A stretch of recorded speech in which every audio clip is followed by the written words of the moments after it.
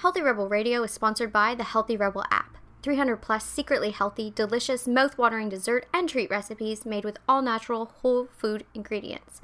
Now available for download on the App Store and Google Play. Find out more details at healthyrebel.com.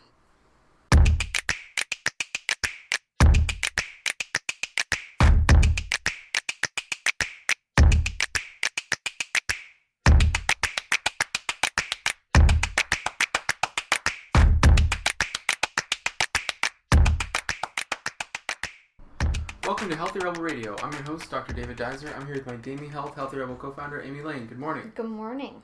Just a few quick health and wellness stories to go through today. I've got a brand new obsession. Oh boy. And, it's exciting, really. What? Aerobic exercise. Oh. Yeah. We got a new piece of workout equipment. And I just think it's so incredibly healthy for you. I mean, I shouldn't say just aerobic exercise in general. Aerobic exercise for brain function.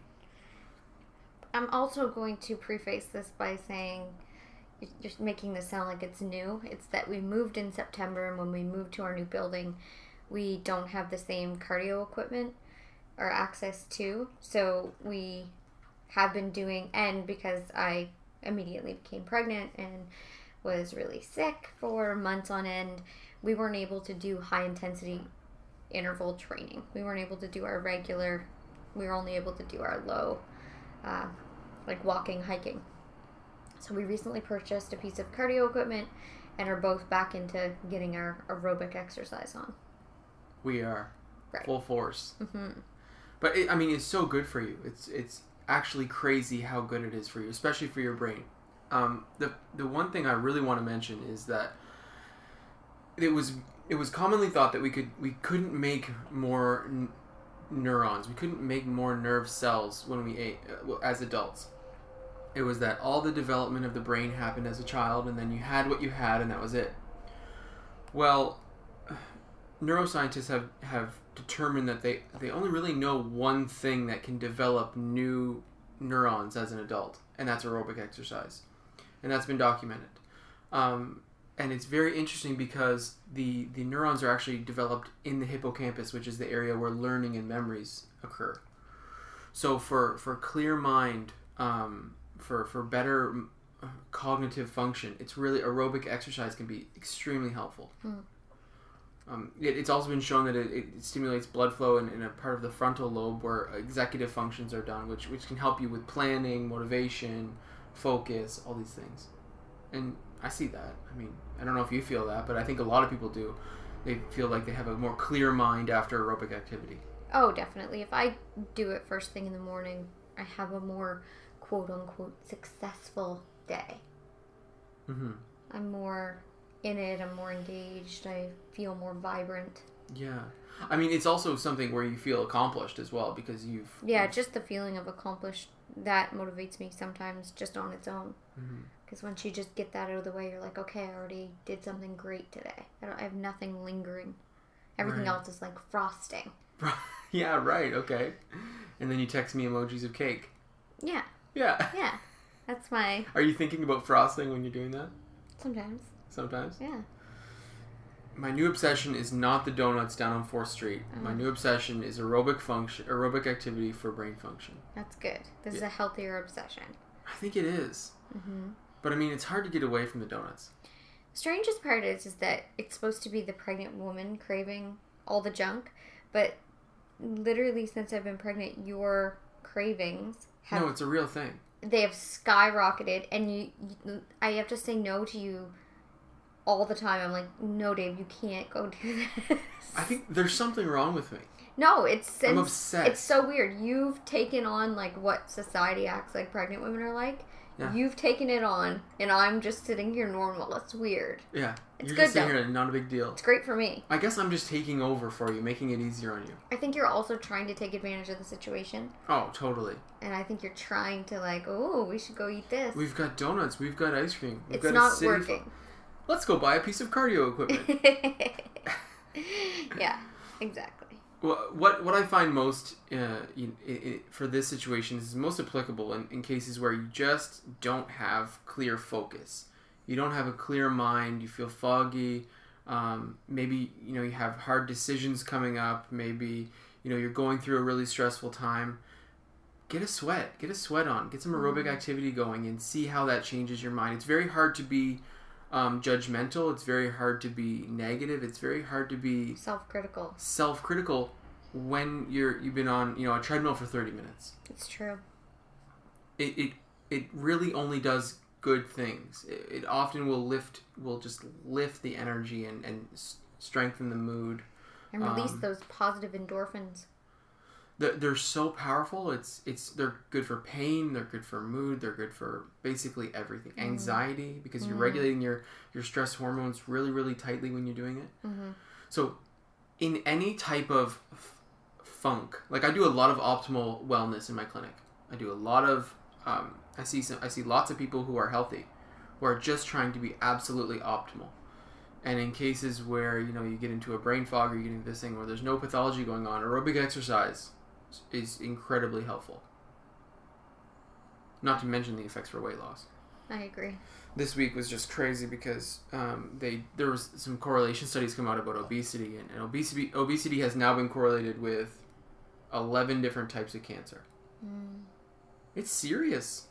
It is serious, and that's why I always try to explain that all our catchphrases and all the things out there, and a lot of the way that people usually find us is through the doorway of, a vanity weight loss, we'll say. And there's nothing wrong with that if you want to look physically good. Don't let anyone ever shame you out of not wanting to feel sexy and see that in the mirror. That's all fine. But that's why I always stress once they get in here and once they get into the program that the baseline is health. Our focus is health. And I'm very passionate about helping people love themselves and release obesity. Because I see what it does to people. I've seen, firsthand what it can do to your brain chemistry and how it changes. And then, these cancers, it's very real. It's very real. And it's something that you can change. It's not a life sentence. It's not a prison sentence. But it takes effort, and it takes work, and it takes commitment. I mean, you've seen all the different spectrums. You've seen people who have been obese who have then come down to a normal weight. You've seen people who have been obese who then haven't made any changes. And you've seen people who have never had problems with weight gain. And what do you think the difference is between someone who has suffered with obesity for a long time, who then actually loses a bunch of weight, and the people who don't? I think it's the whole getting to the humble, like we can call it rock bottom, or just honestly looking at what's going on. And that, you could be obese for many different reasons. I mean, you could surfacely just pretending that you love food. That's a real surface cover-up. You could have had some real emotional, physical harm. And you could be padding yourself with layers to protect yourself. You could be in a cycle of self-abuse. You could be in a marriage where you feel that the only way for you not to wander is to not to take yourself out of the game. So you make yourself less attractive.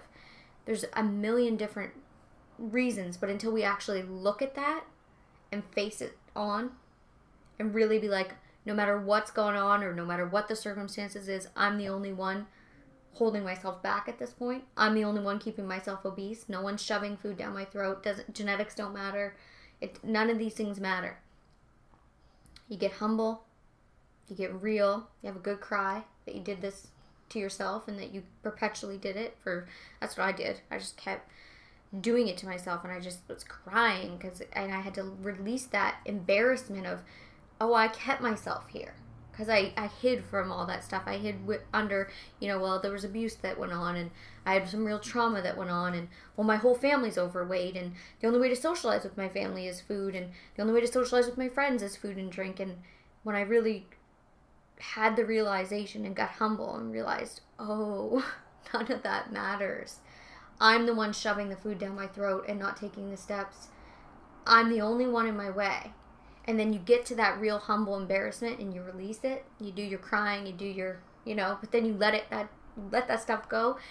And then you take that powerful first step, whether it be just getting new sneakers and going out for a walk every day, incorporating veggies, whatever. You get power. Then that power rolls. But you have to get to that bottom. Oh gosh, I wish I wrote those examples down. That was good. That was really good. So getting humble from all of those different circumstances. Gosh, any of those circumstances, and I mean, you can have your own. Like, everyone's unique. We've all, if you've lived a certain amount of time, we've all been through some shit. Yeah, Let's but be still, honest. you've seen, you know, I mean, you've worked with over 5,000 women. Like, this is... Yeah, and I mean, and I've had a pretty messed up journey myself, and that's where my real passion comes from helping others. Is I want to help others skip some of the pain, skip some of the steps, or like find the actual solution, because that's one of the things I got caught up in, you know, fad diets. And you'll never get there. And it's a waste of time, and it's a waste of energy, and it's a waste of emotional energy, and it's a letdown, and it's just the whole cycle of just bull. You're just tricking yourself again.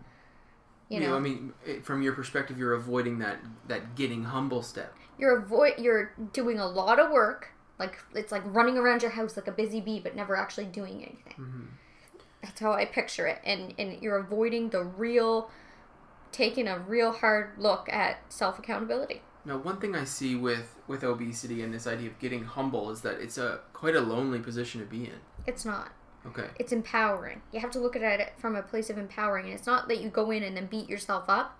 You go in, you be honest, and you really get to that place of, I'm not a victim. I'm doing this to myself. So that means I can be my own hero. That's power.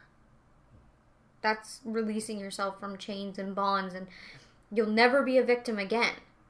And once you realize you're not a victim and you own your stuff, there's no more excuses. And then the power of actually picking yourself up and creating change, I mean, that only builds on itself, and there's no such confidence as creating something for yourself with a real solid foundation that can't be broken. I see a real ego resistance to this. Yeah, I mean, I was there, and I get it. And people, it's all a way of trying to trick yourself into, no, I'm a victim, you don't get it. You don't get it, I've tried everything. You don't get it, I have hormone imbalances. You don't get it, my whole family's obese. You don't get it that I won't be able to go out with my friends anymore. Like, what's my life for? What? I can't go out and have drinks with my friends? You're telling me I'm not going to have a life, but I'll be skinny. Well, who wants? Like, it's all ego. It's all bullshit. It's all a trick. You're just trying to avoid your optimal health. You're trying to stay safe. And it's that slow, long burn of staying safe that is really the thing you should be petrified of. Because that's the trap. That's the real, you get to the end of your life and you're like, oh my God, why did I do this? That's the misery. That's the real pain. The pain of just looking at your stuff and actually facing things and then moving on. It's like a lightning thing of pain.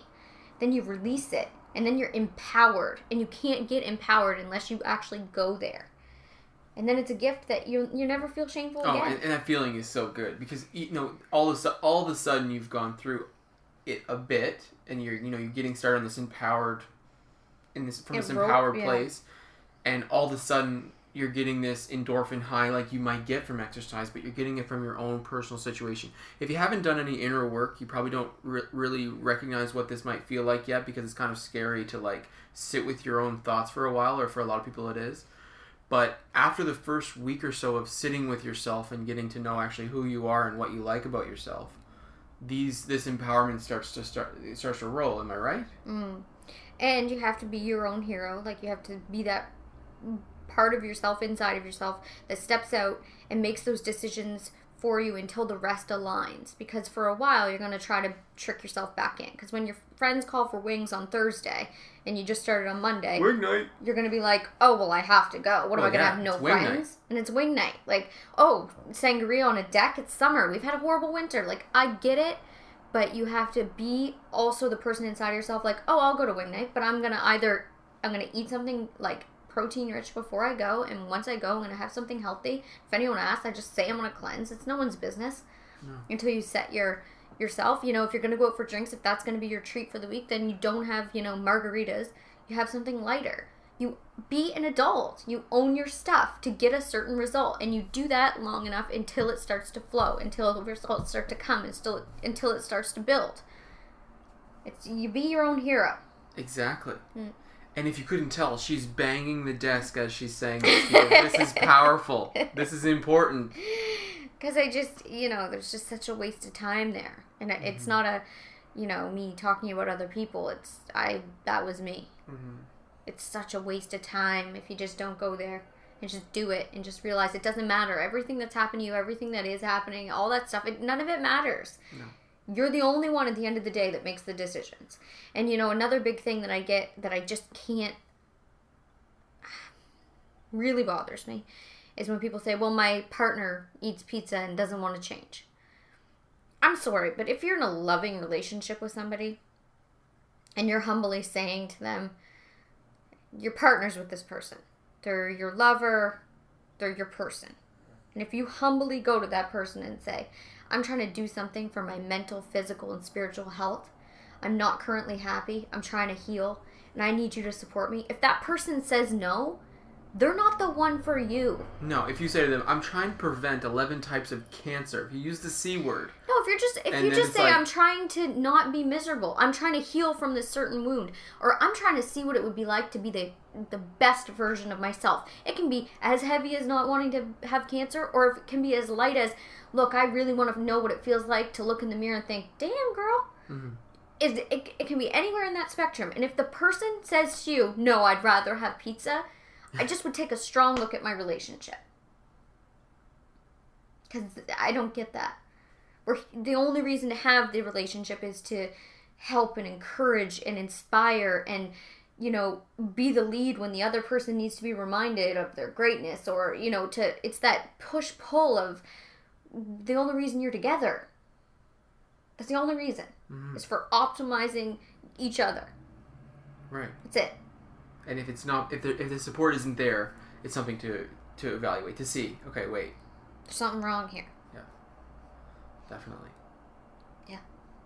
So we've got this idea here of we need to prevent obesity. If we're already in that stage, we need to take the steps to reduce it. Mm-hmm. So many benefits, so many ways to do it, but really optimal living is the ideal, a sustainable diet, a sustainable lifestyle. And part of that is avoiding high fructose corn syrup.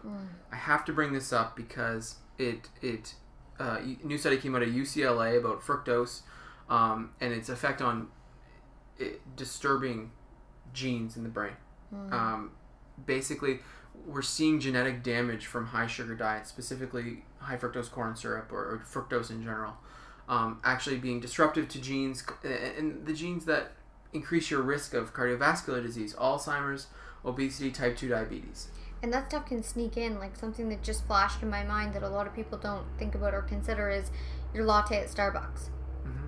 Those pumps, those syrups that they're using. High fructose corn syrup. That's the base of it, all of it. And not only are we talking about insulin release here and the ability to shunt sugar into the cells so that you gain fat, we're talking about genetic damage. A different mechanism of type 2 diabetes, a different mechanism of atherosclerosis, and a different mechanism of cardiovascular disease.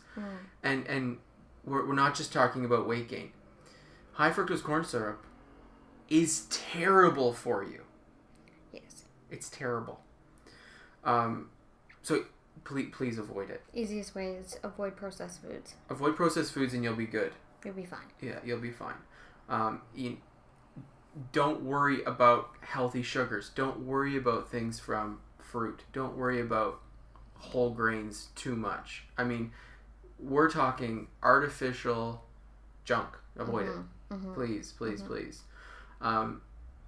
So from today's show, we need to take steps to prevent obesity. Please avoid high fructose corn syrup. It's not just about weight gain. It's about genetic damage too. I just want to say one thing, just because it flashed up in my mind.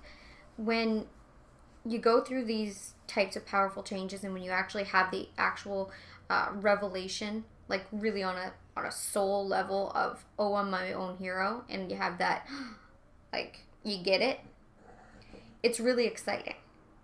And the only thing I will say to monitor in that is sometimes when we have an aha moment or we're creating a major change in our lives, we're excited. I think I know where you're going with this. And we take our excitement and we get annoying. Oh, do we? I mean, I am the worst. I find health and spirituality is the places that I've been super guilty of, and we think oh my God, I have to tell everyone. Mm-hmm. And then you kind of take your book and you go around banging everyone over the head with it. There is a God. And I just want to say, oh my God, God is within us. Yeah, that whole realization, right? But I just want to save you some suffering and some hurt relationships by saying we're all on our own path. And the biggest gift you can give to the world is just to do you and let the results speak for themselves. Let the people come to you and ask, oh, what is it that you're doing? Be the example. When you come into the room, you want people to say, right. Wow. So when I started, I got really excited and I went home to my family of people that are inactive and overweight and I just started preaching. And I can't explain to you the level of that they just can't stand me. I'm saying everything to them they're not ready to hear, and I'm just like the worst person on earth at this moment. You weren't that bad. But to them I was. Yeah. And I can have compassion, and I understand that. Because when you're not ready, it's like nails on a chalkboard. And you can't go out and yell in people's faces and get them to change. Like, that's the thing with something I've changed a lot with our business. When we first started in 2009 or 2008, whatever it was, I was really aggressive with marketing. I was really like, look at this before and after. You can do this too. Look at this before and after. Like, every day I was sharing, like, the before and afters, and every day it was, and it's amazing for business because you play on people's egos, and it's great. But a real shift that I made and in a realization was, I'm just going to put it all out there. I'm going to be it. I'm going to live it. I'm going to gently be the guide, be the person. And then when people are interested, they'll contact me. And that's a place I think we should all rest in. Because, it applies to everything. That aggressive way of being is just, it's too much and it burns out. And I know that there's some people that seem really successful with that type of attitude and whatever. And there's a place for everybody in the world. But just a piece of advice in your own, when you're going through major, major changes. And it also feels, when you own that, and it's like you can just like say maybe secret or your thing, whatever. People start to think, oh, what is it about her? Why is she so, what is it? There's something special there. Mm-hmm. What is that thing? And then you have that thing, the thing. Mm-hmm. When you meet people and you're like, oh, they have it. You're that. Yeah. And then you can, when people want to know stuff, you give the information, but you don't just go out into the world and scream it. And that's just my piece of advice from something that, through transformation that, because you get high at first. Oh, yeah. And I just want to say something else about avoiding getting high. Not avoid getting high. Don't avoid getting high. But understand. We're talking about a specific high here. Yeah. But understand this. When you change and good things are happening, you'll feel high. And then as you go on, you won't feel high anymore and you'll wonder why. And it may feel like a come down. It's not. It's that the high that you feel when you're creating change becomes your new norm. But it's such a drastic change when you first change, and it's such a aha realization moment. It feels like a high. But then that high of your old self becomes the new resting place of your new self. True. So don't get addicted to being high that way. If you get high, that's your own thing. But in change, don't get too attached to that high or feel like there's something wrong when you no longer feel high. If you no longer feel high and your results in life are still going well and things feel good and you consistently feel good, that just means that you've up-leveled your whole life to a place back in the day used to feel like a high. Now you're living that high. And that's transformation and that's change. Love it. Yeah. Perfect. Great. So good. So good. That's Healthy Rebel Radio for today. Thank you so much for listening and have a great day. See you. Healthy Rebel Radio is presented by the online health and wellness center, DamiHealth.com. Since 2009, Amy Lane has successfully coached thousands of women through her signature program, the Bikini Body Program. Join today to work exclusively with Amy to unveil your greatest yet to be from the inside out. Go to DamiHealth.com for more information. Thank you for listening to Healthy Rebel Radio. Please connect with us on our community pages on Facebook, Pinterest, and Instagram, all at the handle @DamiHealth. For weekly recipes, articles, and all our episodes straight to your inbox, join our newsletter at DamiHealth.com. You can find all the links discussed in today's episode in the show notes. Thank you for joining us, and see you tomorrow.